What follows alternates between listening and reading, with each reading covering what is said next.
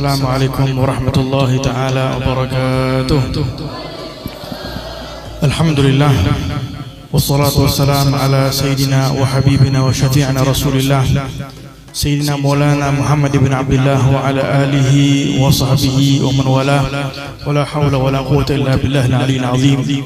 Alhamdulillah, yang saya hormati para asatidzah, para tuan-tuan guru, Dr. Ahmad Saghir, moga-moga Allah Subhanahu wa taala merahmati beliau dan seluruh para haji yang hadir. Ini tidak dapat saya menyebutkan nama-nama mereka tanpa kurangnya ta'zim penghormatan saya kepada semua yang hadir dalam majlis yang penuh dengan barakah ini. Moga-moga kehadiran kita di majlis yang penuh dengan barakah ini dirahmati oleh Allah Subhanahu wa taala, menjadi asbab diampuni oleh Allah Subhanahu wa taala, menjadi asbab Allah Subhanahu wa taala mengurniakan kepada kita al-hidayah dan juga taufik insya-Allah daripada Allah.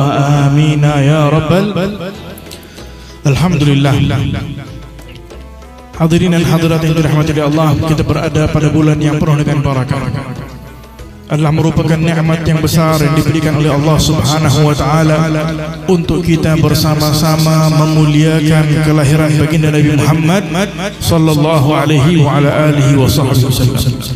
Nikmat yang agung mengagungkan baginda Nabi Muhammad sallallahu alaihi wa ala alihi wasallam, dan apa sahaja yang berkaitan dengan baginda Rasulullah itu adalah perkara yang mulia.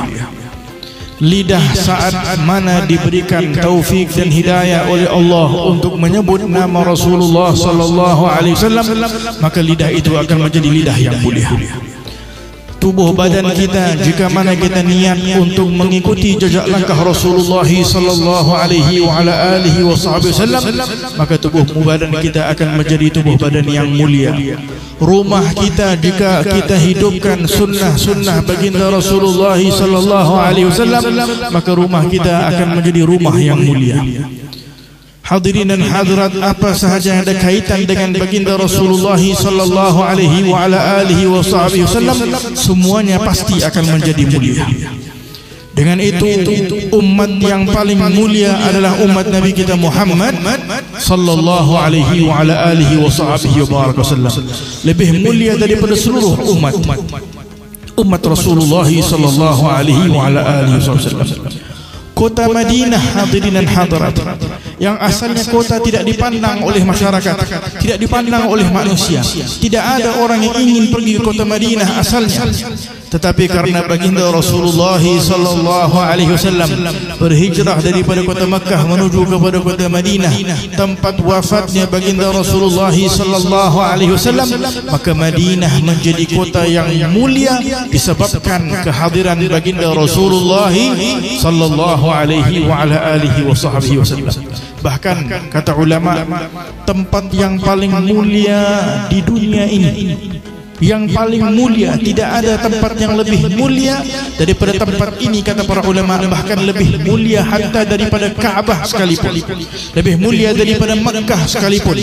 Apakah tempat itu, hadirin dan hadirat? Yaitu kuburnya baginda Rasulullah, makamnya baginda Rasulullah, tempat terletaknya jasad baginda Nabi Muhammad sallallahu alaihi wasallam. Kata ulama, alal itlaq itu tempat yang paling mulia di sisi Allah Subhanahu wa taala. Hanya kerana adanya baginda Rasulullah sallallahu alaihi wa ala alihi wasallam. Maka alhamdulillah, saya daripada dahulu selalu mendengar daripada qasaid, daripada majlis-majlis maulid yang dibaca oleh guru sekumpul, masya Allah, melihat keberkatan yang luar biasa yang tersebar di kota Banjarmasin sini dan seumpamanya, adalah merupakan keberkatan tidak lain dan tidak bukan keberkatan baginda Rasulullah sallallahu alaihi wa ala alihi wasallam.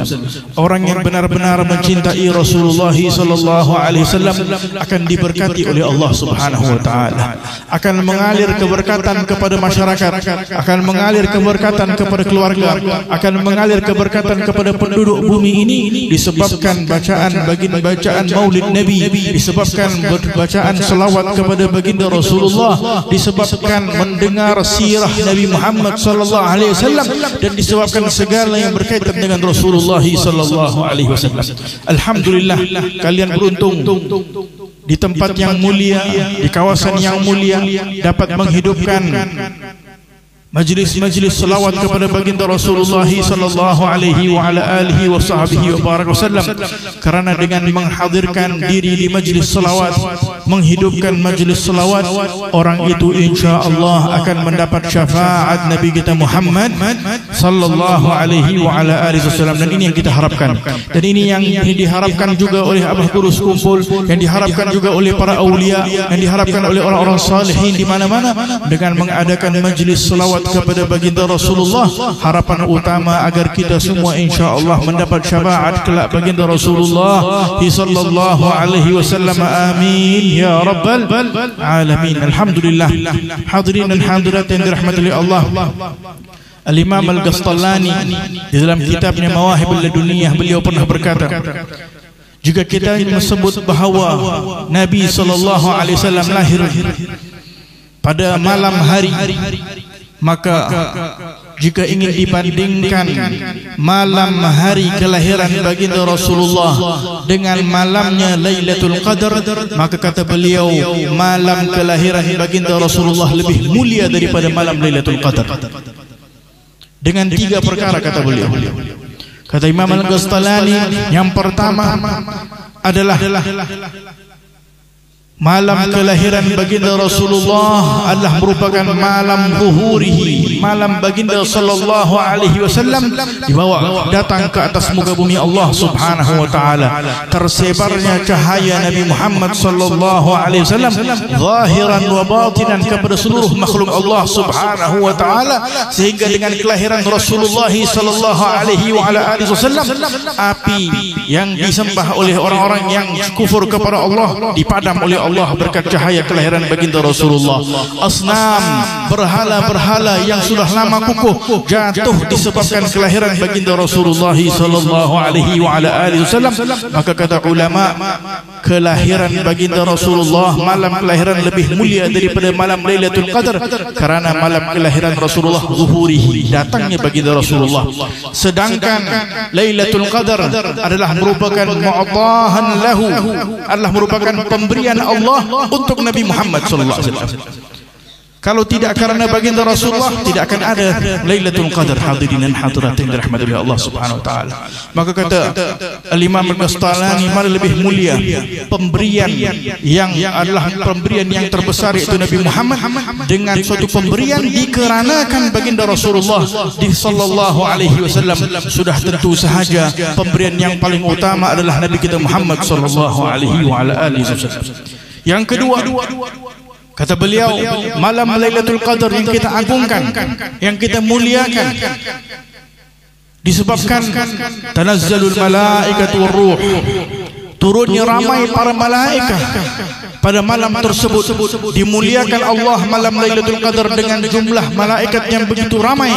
Akan tetapi tetap sahaja, kata Imam Al-Ghastalani, nak dibandingkan dengan seluruh para malaikat Allah Subhanahu wa taala, dengan baginda Rasulullah sallallahu alaihi wasallam, dengan kedatangannya baginda Rasulullah, maka sudah tentu kedatangan baginda Rasulullah tetap sahaja lebih mulia daripada seluruh para makhluk Allah Subhanahu wa taala. Dan yang ketiga, kata Imam Al-Ghastalani rahimahullahu taala, beliau berkata, kalau Lailatul Qadar ini adalah merupakan khusus kepada umat Nabi Muhammad sallallahu alaihi wa ala alihi wasallam, sedangkan baginda Rasulullah bukan pemberian hanya untuk umatnya, tetapi rahmatun lil alamin, seperti mana difirmankan oleh Allah, seluruh makhluk Allah Subhanahu wa taala akan mendapat rahmat dari baginda Rasulullah sallallahu alaihi wasallam. Maka kata Imam Al-Ghastalani, malam kelahiran Nabi sallallahu alaihi wasallam sudah cukup menjadi suatu kemuliaan lebih daripada segala pemberian-pemberian Allah Subhanahu wa taala yang lain. Maka dengan itu, hadirin dan hadirat yang dirahmati oleh Allah Subhanahu wa taala, alhamdulillah di negara ini, di kawasan ini, kita apabila datang bulan Rabiul Awal, kita menghadiri majlis Maulid baginda Rasulullah, membaca salawat baginda Rasulullah, tanda adanya di dalam hati kita ta'zim kepada Nabi Muhammad sallallahu alaihi wasallam, tanda karena ada di dalam hati kita cinta kepada baginda Nabi Muhammad sallallahu alaihi wasallam. Moga-moga Allah kuatkan insyaallah hati kita ini cinta kepada Rasulullah sallallahu alaihi wasallam. Anak-anak anak-anak kita juga cinta kepada Rasulullah sallallahu alaihi wasallam, anak-anak cucu kita, keluarga kita insya-Allah cinta kepada baginda Rasulullah sallallahu alaihi wasallam, dan moga-moga insya-Allah dapat berkumpul kelak bersama baginda Rasulullah kelak di yaumul qiyamah. Amin ya rabbal alamin.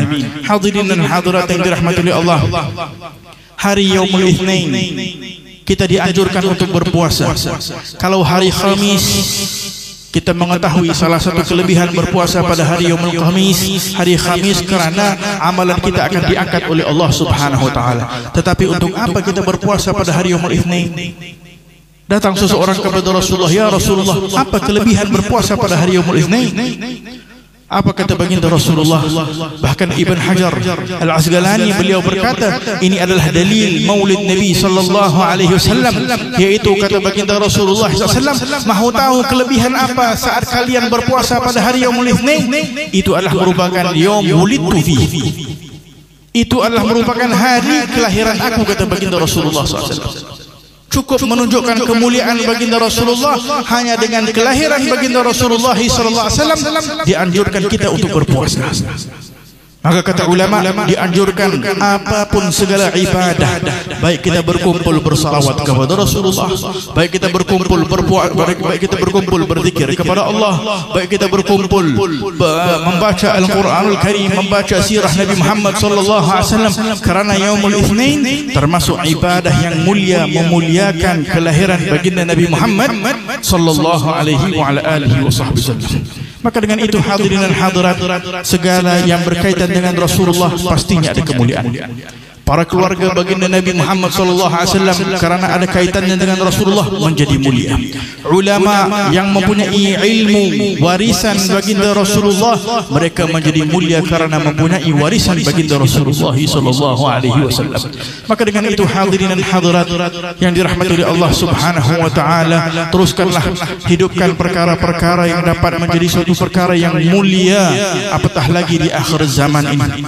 Di akhir zaman yang sedang mengundang kita untuk memuliakan perkara selain baginda Rasulullah, untuk nak mengajarkan kepada kita yang mulia adalah pakaian tertentu yang dipakai oleh boleh jadi orang kafir, orang yang tidak pernah sujud kepada Allah, jam tangan ataupun pakaian tertentu ataupun cara hidup tertentu dan sebagainya yang dipakai oleh fulan dan sebagainya, yang mereka ini tidak pernah sujud kepada Allah. Itu adalah merupakan kemuliaan. Kita berada di akhir zaman, zaman fitnah hadirin dan hadirat yang dirahmati Allah. Bahkan zaman sekarang ini kadang boleh jadi hatta kadang di negara kita, negara Malaysia sana ataupun di mana-mana negara, zaman sekarang umat Islam di akhir zaman malu kalau mau pakai gamis, pakai jubah, malu. Ini sunnah Nabi Muhammad SAW. Jangan kita malu. Dengan itu alhamdulillah saya kemana-mana di sini, masya Allah, masih orang dengan pakai pecinya, dengan pakai kofiahnya, dengan pakai baju takwanya dan sebagainya, adalah merupakan sunnah-sunnah baginda Rasulullah SAW. Adanya syiar di dalam hati. Dengan itu berkata Al-Imam Al-Habib Abu Bakar As-Saggaf Sahib Al-Girsi, beliau pernah berkata, apa sebetulnya kelebihan pakai pakaian orang-orang saleh, pakai pakaian orang-orang yang saleh? Pakaian ini hakikatnya dapat mengingatkan kita, karena kalau kita sudah pakai pakaian yang pakaiannya orang saleh dan salihah, walaupun kita bukan orang yang saleh dan salihah, insya Allah kita akan menjadi orang yang saleh dan salihah. Bayangkan pakaian yang saleh ini, kita duduk di dalam tempat yang tidak diridai oleh Allah, duduk di diskotik, mustahil akan ada orang duduk di diskotik pakai gamis jubah. Mustahil ada di diskotik orang pakai jubah, pakai kerudung, pakai niqab dan sebagainya. Mustahil ada orang duduk nongkrong di tempat-tempat yang tidak diridai oleh Allah, malu dia akan duduk di situ. Tetapi kalau dia pakai pakaian yang biasa, kalau pakai pakaian yang bukan jubah, bukan pakaiannya orang saleh, maka dia tidak akan mempunyai rasa malu untuk duduk di tempat-tempat yang tidak baik. Hadirin dan hadirat yang dirahmati oleh Allah Subhanahu wa taala. Maka dengan itu, dengan memakai kofiah sahaja menjadi suatu peringatan, menjadi satu keselamatan untuk kita agar tidak duduk di tempat-tempat yang tidak baik. Itu kelebihan berkatnya baginda Rasulullah sallallahu alaihi wa ala alihi wa sahbihi wa baraka wasallam. Maka dengan itu hadirin dan hadirat yang dirahmati oleh Allah Subhanahu wa taala, jangan pernah kita tinggalkan baginda Rasulullah dalam kehidupan kita. Di dalam Al-Quranul Karim kita mendengar tadi Masya Allah Al-Qari yang membacakan ayat suci Al-Quran yang begitu merdu. Dalam firman Allah Subhanahu wa taala tadi beliau membaca, ya ayyuhalladzina amanu dzkurullaha dzikran katsira wasabbihu bukratan wa asila.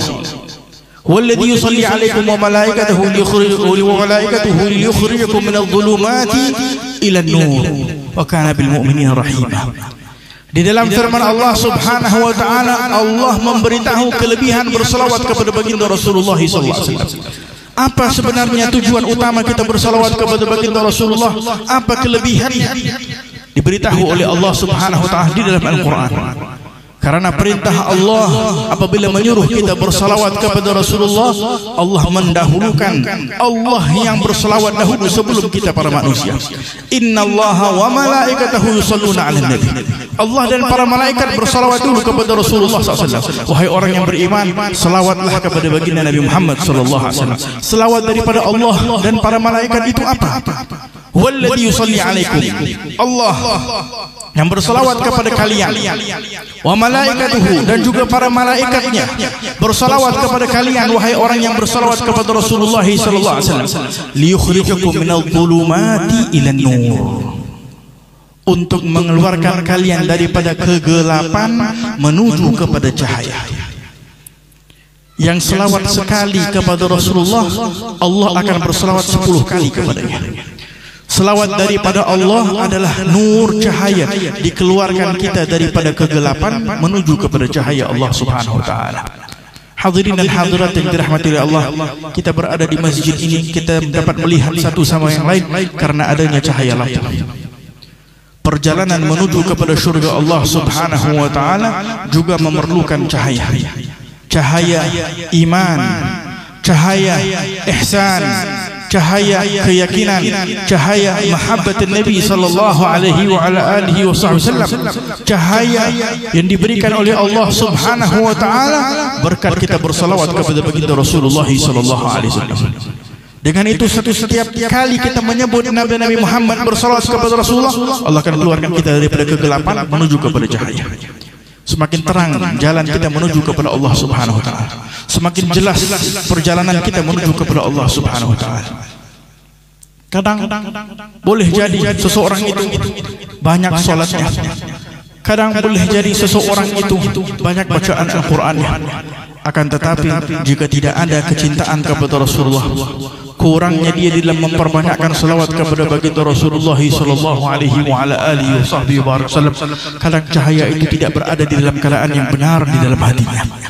Dengan itu kadang boleh jadi ada di antara orang-orang yang munafikin, boleh jadi mereka lancar di dalam Al-Quranul Karim, banyak salatnya, akan tetapi tidak suka kepada majlis salawat kepada baginda Rasulullah sallallahu alaihi wasallam. Bahkan kepada Rasulullah pun kalau boleh mereka tidak mahu cinta. Kalau boleh kata kepada Rasulullah pun kata mereka, jangan kita berlebihan mencintai Nabi, jangan kita mengagungkan Nabi. Nabi itu hanya menyampaikan Al-Quran, sudah habis selesai pekerjaan. Tetapi kita aqidah ahli sunnah wal jamaah, kita mengagungkan baginda Rasulullah, kita mengagungkan apa sahaja yang berkaitan dengan Rasulullah, sehingga selawat yang kita baca benar-benar selawat yang keluar daripada hati yang benar-benar mengagungkan Rasulullah SAW. Yang pernah duduk mungkin dengan Abah Guru Sekupul pasti mengetahui, lihat bagaimana khusyuknya beliau saat membaca selawat kepada Rasulullah. Ini bukan selawat hanya sebatas lisan, tetapi ini selawat yang datangnya daripada khusyuk hati yang sudah terpenuhi dengan cahaya cinta kepada Rasulullah sallallahu alaihi wasallam. Dengan itu Allah Subhanahu wa taala menyebut dalam Al-Quran, tujuan utama selawat adalah agar Allah mengeluarkan kalian daripada kegelapan menuju kepada cahaya. Hati yang gelap, saat kita melihat maksiat, saat kita mendengar maksiat, saat kita melakukan perkara yang haram, hati akan gelap, hati akan hitam. Kata baginda Rasulullah, apabila seseorang itu melakukan suatu kesalahan dosa, nuqita fi qalbihi nuqtatun sauda, akan ada titik hitam di hatinya. Kalau dia tidak bertaubat kepada Allah, semakin banyaklah titik hitam, sehinggalah hatinya akan berada di dalam keadaan yang keras. Maka ingin menghilangkan kegelapan daripada hati, jawabannya telah diberitahu jelas oleh Allah, yaitu berselawat kepada baginda Rasulullah sallallahu alaihi wa ala alihi wa sahbihi wa baraka wasallam.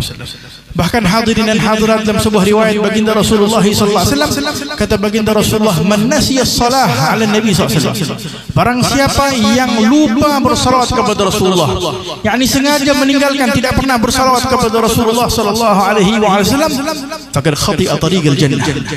Atau kama kata baginda Rasulullah sallallahu alaihi wasallam, barang siapa yang sengaja lupa meninggalkan salawat, tidak pernah bersalawat kepada Rasulullah sallallahu alaihi wasallam, maka dia telah salah jalan menuju kepada syurga.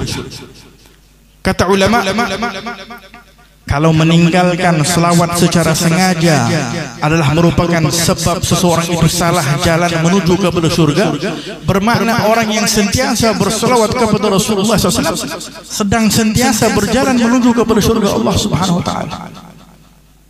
Maka dengan itu hadirin dan hadirat yang dirahmati oleh Allah Subhanahu wa taala, alhamdulillah ala nikmat hadzal ni'matil azimah. Kita bersyukur kepada Allah atas nikmat yang agung ini. Selagi mana kita dapat diberikan oleh Allah taufik dan hidayah membaca salawat kepada baginda Rasulullah, hidupkanlah hatta seminggu sekali, sebulan sekali, bahkan setiap hari. Orang-orang salihin tidak pernah akan merasa bosan dengan membaca salawat kepada baginda Rasulullah sallallahu alaihi wa ala alihi wa sahbihi wa barak. Saya tutup dengan sebuah kisah hadirin dan hadirat yang dirahmati oleh Allah. Kisah yang diceritakan oleh Imam Sufyan Ats-Tsauri rahimahullahu taala. Imam Sufyan Ats-Tsauri ialah merupakan tabi'in, orang yang saleh.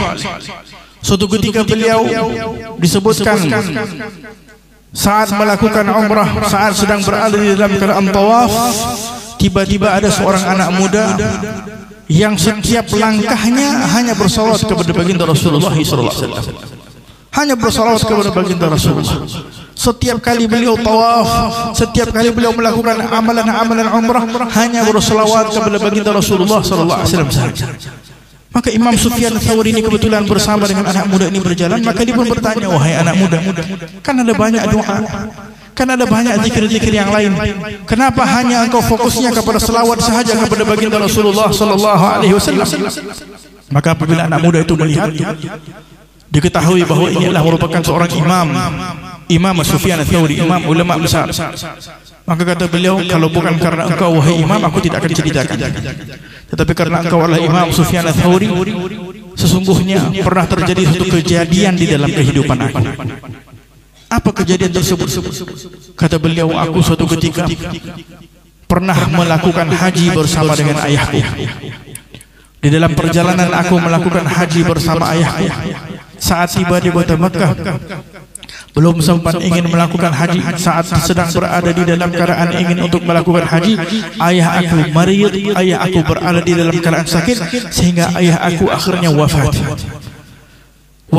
di dalam bilik-bilik. Saat itu hanya aku bersama dengan ayah. Apa yang terjadi hadirin dan hadirat? Ayah aku tiba-tiba aku melihat wajahnya berubah hitam, berubah gelap wajahnya, seperti seolah-olah tanda orang yang naudzubillah min dzalik, daripada kalangan orang-orang yang fasik, seolah-olah mendapat su'ul khatimah wal iyadu billah. Sedangkan beliau berada di dalam keadaan begitu takut. Bagaimana kalau teman-temannya melihat? Bagaimana kalau orang-orang melihat? Maka beliau saking takut melihat keadaan tersebut, beliau menangis sehingga menunggu. Saat menangis di depan ayahnya yang sedang berada di dalam keadaan mayit, beliau akhirnya tertidur. Ini diceritakan oleh ulama dalam kitab mereka.